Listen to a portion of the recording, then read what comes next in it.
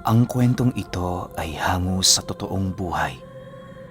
Karanasan ito ni Kapo. Taong 1989, Indanan, Sulu.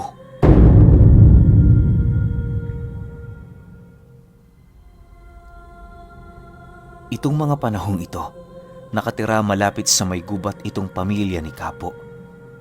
Medyo liblib na lugar noon ang kanilang tirahan, gawa ng ilang kilometro din ang layo nila sa baryo. Bagaman mahirap ang buhay sa lugar na yon, sanay na silang magpamilya. Kapag nagkataong taghirap talaga, tumutungo sila sa dagat para kumuha ng kanilang makakain. Sanay na sa hirap ng buhay itong pamilya ni Kapo, yung tipong isang beses sa isang araw na pagkain, labis na nilang ipinagpapasalamat. Minsan nga wala pa, sa kadahilan ng limas talaga ang inimbak nilang pagkain. Dahil sa hirap ng buhay, kung kani-kanino na siya lumapit para lamang makahingi ng tulong. Paminsan-minsan, kapag may mga rebeldeng napapadaan sa kanila, nabibigyan naman sila nito ng pagkain, kapalit ng tubig na maiinom. Sa loob ng mahabang panahon, pinagtiisan nila ang ganoong sitwasyon. Ni minsan hindi na naisip pa ni Kapo na magkaroon ng kahit katiting na pag-asa para sa ikakaginhawa ng kanyang pamilya. Subalit dahan-dahan naman yung nagbago nang dumating na sa puntong nagdalaga na ang isa sa mga anak niya. Hindi niya mawari pero pakiramdam niya magmula noong nagkaisip ito, paunti-unti na ang pagpasok ng swerte sa kanilang pamilya. Yung tipong kahit wala naman silang ginagawa, lumalapit talaga ang pera. Dahil sa pangyayaring yon, labis-labis naman ang kanilang pasasalamat, lalo pat nagagawa na nilang makakain ng 3 beses sa isang araw. Bilang kapalit sa swerte ng anak niya, lahat ng nais nitong gawin hindi niya pinipigilan. Kahit gumala pa yun patungo sa baryo kasama ang mga kapatid nito, wala doong pagtutol si Kapo. Akala niya tama ang ginagawa niya, pero lingid sa kanyang kaalaman na ang kanyang anak pala merong kasunduan sa mga nilalang na hindi nakikita. Sa pagtungtong nito sa edad na 18 taong gulang, nagulat na lamang sila nang malaman niyang yon ay buntis. Hindi naman inilalahad ng anak niya kung sino ang kasintahan nito na parabang natatakot pa yung magsabi sa kanya. Ang tanging ginawa na lamang nila, maghintay ng pagkakataong meron na itong lakas ng loob para maglahad ng sikreto nito sa kanila. Naniniwala naman si Kapo, wala namang sikreto ang hindi nabubunyag. Isang araw, nagkataon naman noong wala silang ginagawa. Habang nagpapahinga sila sa loob ng kanilang bahay, dumating ang kanilang anak na babae na merong kasakasamang lalaki at magulang nito. Pagsilay nila sa lalaking yon, agad namang pumasok sa isipan ni Kapo na maaaring yun na ang kasintahan ng kanyang anak. Magandang umaga ho, Manong Kapo. Pasensya na ho kayo kung medyo natagalan ang pagpunta namin dito para magtapat sa inyo. Ako ho nakabuntis sa anak ninyo, pero wag ho kayo mag-alala. Gagawin ho namin ang lahat para mapangatawanan ng mga bagay na aking ginawa.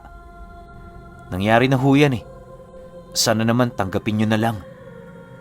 Wika ng kasama nitong lalaki. Bagaman medyo may kayabangan ng tono ng boses nito, pinilit naman yung intindihin ni Kapo. Nararamdaman niya kasi medyo may kaya rin sa buhay ang pamilyang yon kahit papaano. Makalipas lamang ang ilang minuto nilang pag-uusap, nasipat nila ang daladalang lechon ng pamilya nito. Agad naman yung ipinasok sa kanilang tahanan para naman makapag-usap ang kani-kanilang mga pamilya. Sa pagpapatuloy ng ganoong sitwasyon, doon na pag-alaman ni Kapo na marami palang negosyong nakatayo ang pamilya nang nakabuntis sa anak niya. Inisip naman niyang ayos na yun kahit papaano, lalo pat ang nais lamang niya, makaahon sa kahirapan ang mga anak nila. Sa pagsapit ng hapon, bago pa man tumalikod ang araw sa kalupaan, laking gulat na lamang nilang mag-asawa nang marinig nila ang pagpapaalam ng pamilya nito. Halos hindi nila noon mapigilang magulat, lalo pat alam nila sa kanilang mga sarili na hindi pa tapos ang kanilang pag-uusap. Yung tipong may pinag-uusapan pa silang mahahalagang bagay, pero biglang sumingit ang ama nito ng pagpapaalam nitong uuwi. Dahil sa ginawa ng ama ng asawa ng anak niya, wala naman silang nagawa kundi ang sumang-ayon. Habang hinahatid nila ang mga panauhing yon papalabas ng bahay nila, pansin na pansin naman ni Kapo ang pagmamadali ng mga ito. Sa katunayan, nung makalayo na ang pamilyang yun sa kanilang tahanan, ni paglingon pabalik ay hindi na nito nagawa. Ang nakabuntis naman sa anak niya, parang sunod-sunuran sa pamilya nito. Nang silang magpamilya na lamang ang naiwan sa tahanan nila, inumpisahan na ni Kapo na kausapin ng anak niya. Halos hindi kasi siya noon matahi-tahimik sa kadahilan ng may kung anong bagay ang bumabagabag sa isipan niya. Darlene, sabihin mo nga, saan mo nakilala ang lalaking yon? Seryosong tanong ni Kapo sa kanyang anak. Matapos namang marinig nito ang kanyang katanungan, agad nitong inilahad sa kanya na sa baryo sila nagkakilala. Pagtatapat pa nito, palagi siya nitong binibigyan ng masasarap na pagkain, kaya hindi naglaon na hulog na din ang kanyang loob sa lalaki. Dagdag pa nito na lahat ng kanyang nais ay nakukuha niya sa lalaking yon nang walang kahit na ano pang hinihintay na kapalit. Nang marinig naman ni Kapo ang sinabi nito, bigla naman siyang napaisip sa kadahilan ng hindi naman gaanong kagandahan ng anak niya. Yung lalaki kasing nagpakilalang nakabuntis dito, hindi niya maipagkakailang meron talagang itsura. Bukod sa napakakinis nitong pagmumuka, wala ka ring masisipat na peklat sa balat nito. Indikasyon na hindi yun nakaranas ng kahit na anumang paghihirap magmula noong bata pa ito. Naging palaisipan din noon kay Kapo kung bakit sumang-ayon ang magulang ng lalaking makipagkasundo sa kanila, gayong sila ay kapuspalad lamang. Ang nasa isip niya kasi, na kapag mayaman, kailan may hindi ito tumatanggap ng mahihirap sa kanilang buhay. Lalo pat kagaya nila, walang maipagmamalaki sa kanilang mga sarili. Dahil sa ganoong pag-iisip ni Kapo, kaya na may nagpasya siyang magdamagan din itong pag-isipan. Tinanong niya pa noon ang kanyang asawa kung ano ba ang espesyal sa anak niya, pero maging ito man ay walang naisagot. Ang tanging inilahad na lamang ng kanyang asawa ay baka yung lalaking yon ay nakakita ng espesyal sa anak nila na kahit minsan hindi nila nagawang masilayan. Kinaumagahan, muli na namang bumisita ang pamilya ng lalaki. 5:00 pa lamang noon ng umaga at naghihintay na ang mga ito sa labas ng bahay nila. Kagaya pa rin noong unang araw, may dala-dala yung lechon at iba pang masasarap na putahe. Bagaman nagtataka na ng husto noon ang pamilya ni Kapo, pinilit pa rin nila yung intindihin alang-alang sa kanilang anak. Sa pagsapit ng 7:00 ng umaga, pakiramdam nila may kung anong pagdiriwang ang nagaganap sa kanilang tahanan. Mayat maya din ang pagdating ng mga kakilala nila sa baryo para kumain. Ang iba sa mga ito, nagpasya ng manatili nang sa gayoy makisabay sa pagsisiya ng dalawang pamilyang nagkakasundo. Habang nag-uusap si Kapo at ang ama ng lalaking yon, maigi naman niyang tinanong ito kung saan nakatira ang kanilang pamilya. Subalit nang marinig naman yon ng padre de pamilya ng lalaki, bakas sa pagmumukha nito ang labis na kalituhan sa mga bagay na kanyang isasagot. Maya-maya pa, nakangising tumitig naman ito sa kanya habang mahinahong sumasagot ng, "Malapit lang kami rito, Kapo. Sa dulong parte ng baryo, may makikita kang isang bahay na 2 palapag ang taas. Isa yun sa aming pagmamayari. Sa katunayan, ang ibaba nitong bahagi, ginagamit namin para mag-imbak ng mga kopra at iba pang nasasaka sa aming lupa. Kapag may kailangan ka, kagaya ng mga nyog at iba pa, maaari kang pumunta ron. Sabihin mo lang doon na anak mo ang asawa ng aming panganay."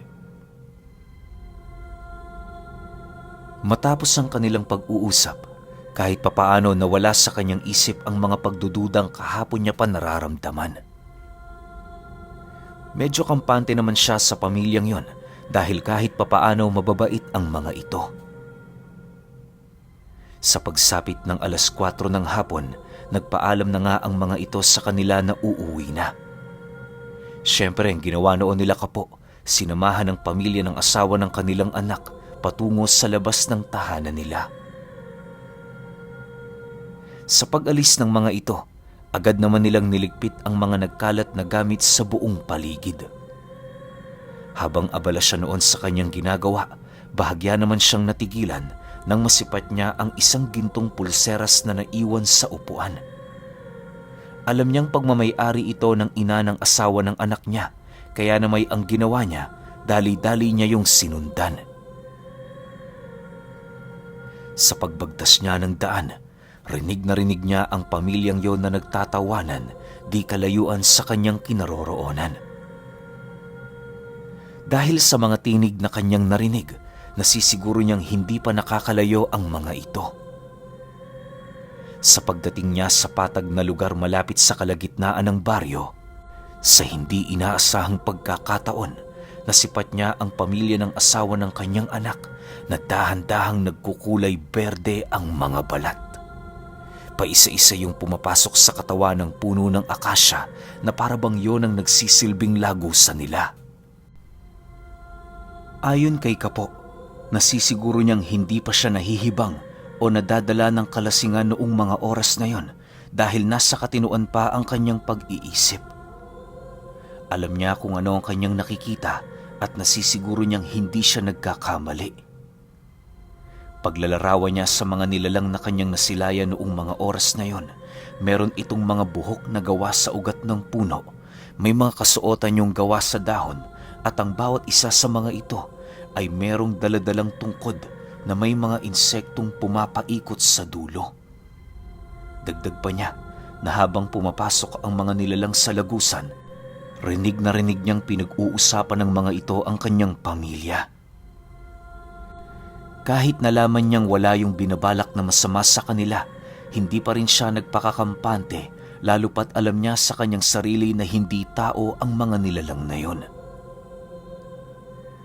Sa pagkawala ng mga ito, laking gulat na lamang niya nang masipat niya ang pulseras na naging gintong walang hugis at kurba.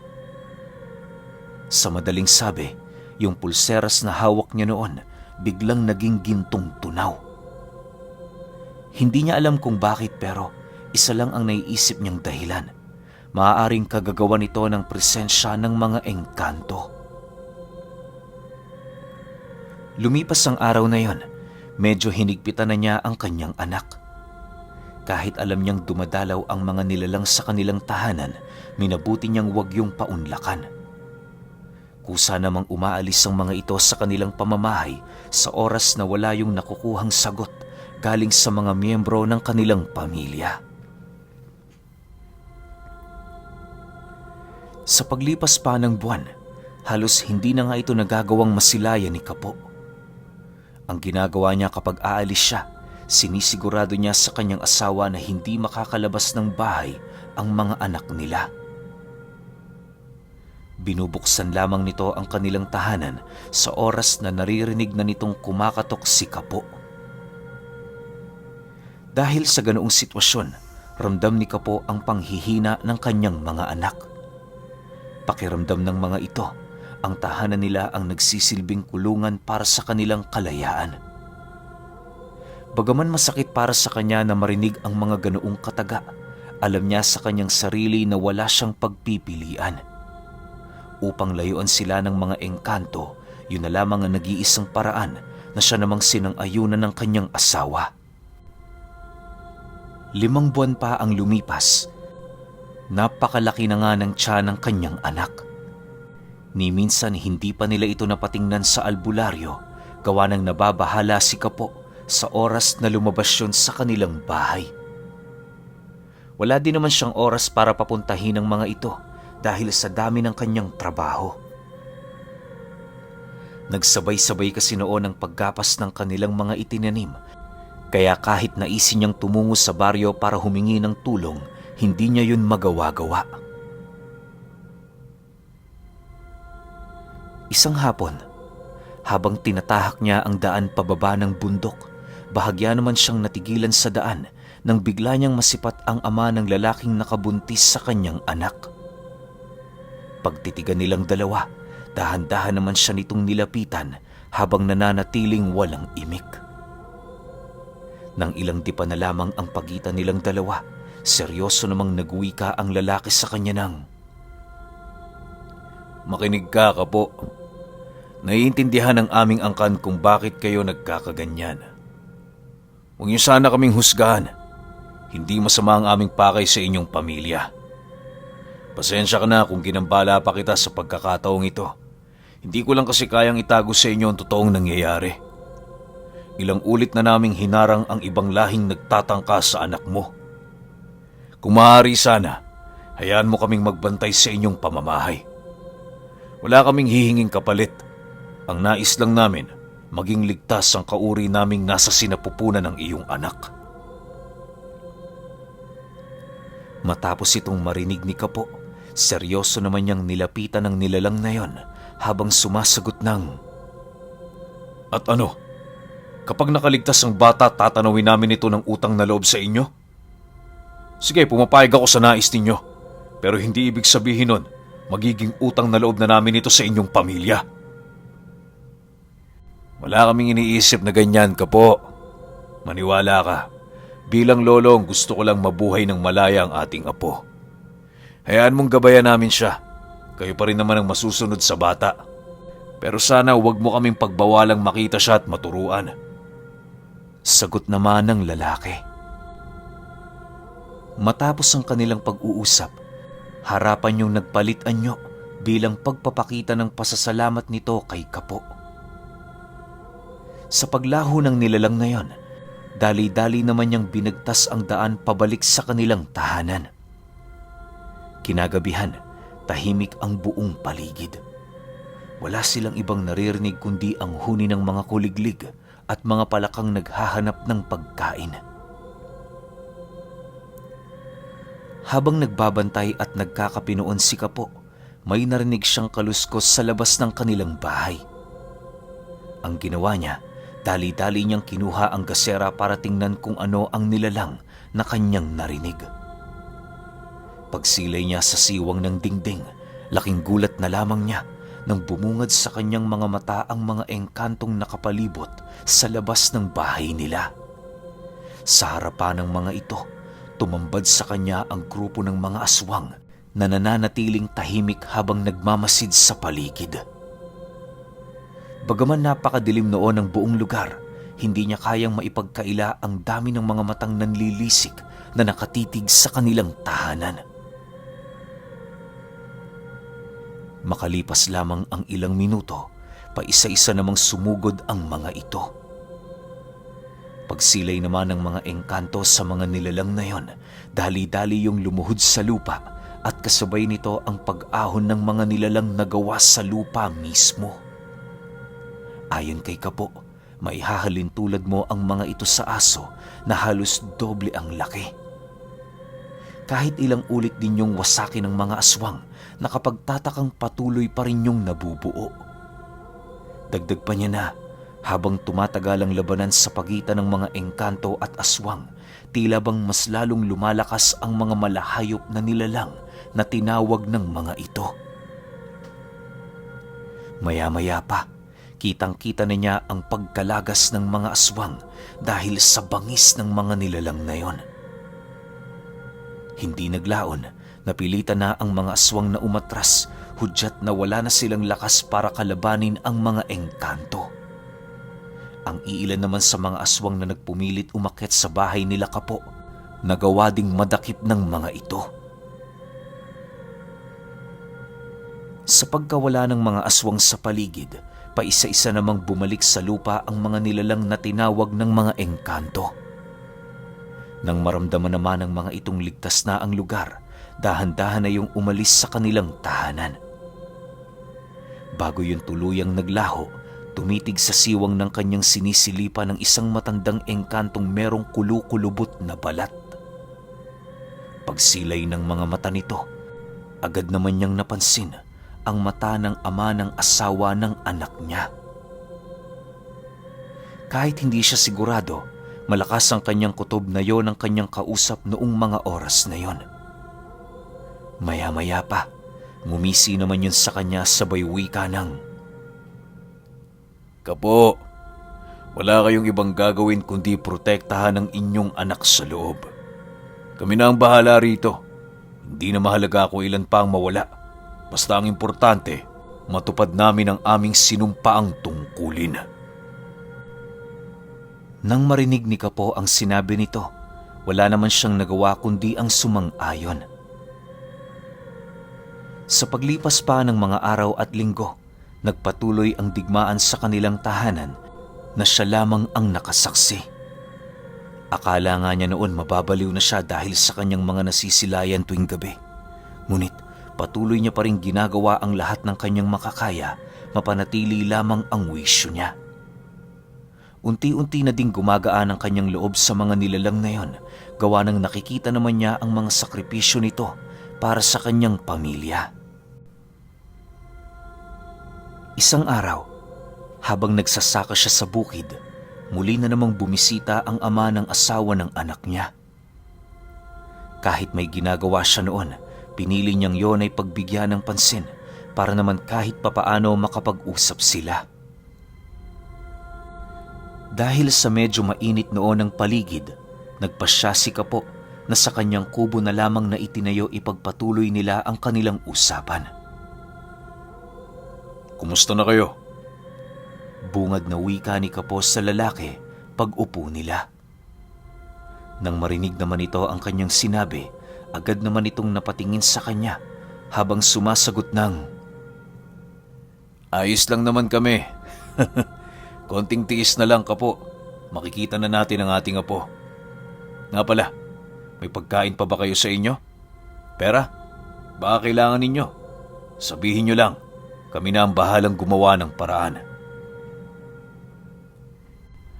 "Hindi kami mahilig sa mga ganyan. Tsaka ibahin mo kami sa mga taong inyong nakakasalamuha. Kung sila madaling masilaw ng pera, kami hindi. Kaya namin mabuhay ng wala niyan, basta merong pagkain." Sagot naman niya rito. Matapos ang usapan nilang yon, doon na unti-unting nabuo ang kanilang pagkakaibigan. Lumipas pa ang mga araw, nagpatuloy ang digmaan sa kanilang tahanan na palagi naman niyang pinagmamasdan. Pakiramdam nga noon ni Kapo, gabi-gabi nanonood siya ng pelikula dahil sa mga pangyayari. Natigil lamang ang ganoong kaganapan sa kanilang tahanan nang dumating na sa puntong nanganak na ang kanyang anak. Magmula noon, tinanggap na niya ang pamilya ng mga engkanto sa kanilang pamamahay nang walang kahit na anong pagdududa. Sa paglaki ng bata, malaya nitong nakilala ang dalawang lahing nagsisilbing pundasyon ng kanyang pagkatao. Si Kapo noon, minabuting wag nang ibalita ang tungkol sa lahi ng pamilyang naging kaisa nila para naman kahit papaano makaiwas na sa gulo. Ayon sa kanya, na habang tumatagal ang panahong kasama niya ang mga engkanto, nararamdaman niya sa kanyang sarili ang labis na kapanatagan na halos buong buhay niya hindi niya nagawang maramdaman. Alam niyo ba, na noong mga panahong namatay itong si Kapo, kitang-kita ng kanyang pamilya na siya ay nakangiti. Hindi din siya pinaglamayan sa bahay nila, gawa ng dinala siya sa mundo ng mga engkanto upang doon ilibing. Magpahanggang sa ngayon, nabubuhay pa rin ang apo nitong si Kapo. Bagaman isa siyang ordinaryong tao sa paningin ng karamihan, may tinataglay siyang abilidad na hindi basta-bastang nagagawa ng mga ordinaryong tao. Ayon din sa kanya na siya ang napasahan ng kwento ng lolo Kapo niya tungkol sa kwento ng ina niya noong ito ay isa pa lamang na dalaga.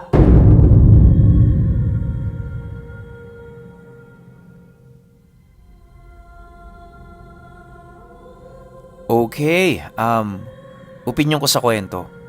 Marami na tayong ganitong klase ng kwento, no? Yung tipong engkanto aasawahin yung babae na anak ni ganito, anak ni ganyan, o minsan yung bida pa natin mismo. Talagang masasabi mo na sa bawat parte ng Pilipinas nangyayari talaga yung ganito eh. Hindi lang siya, kasi pansin nyo, hindi lang sa isang lugar nangyayari. Parang sobrang dami ng lugar. Parang ilan na yung kwento kong ganito. Lagpas 10 na yata. Pero ang ganda rin lang talaga, no, na malalaman mo rito yung totoong ugali ng engkanto na kapag kalahi nila, talagang poprotektahan nila hanggang magpatayan. Yung talagang ubusan ng lahi. Kasi kung papansinin nyo yung takbo ng kwento, parang inabot ba ng linggo o buwan? Yung pakikidigma ng mga engkanto sa mga aswang? Ibig sabihin, ganun talaga sila magprotekta ng kalahi nila. Sana all na lang, di ba? Pero kayo, kung may opinyon kayo sa kwentong ito, comment nyo lang sa baba. Yun lang. Hanggang sa susunod na kwento. Salamat.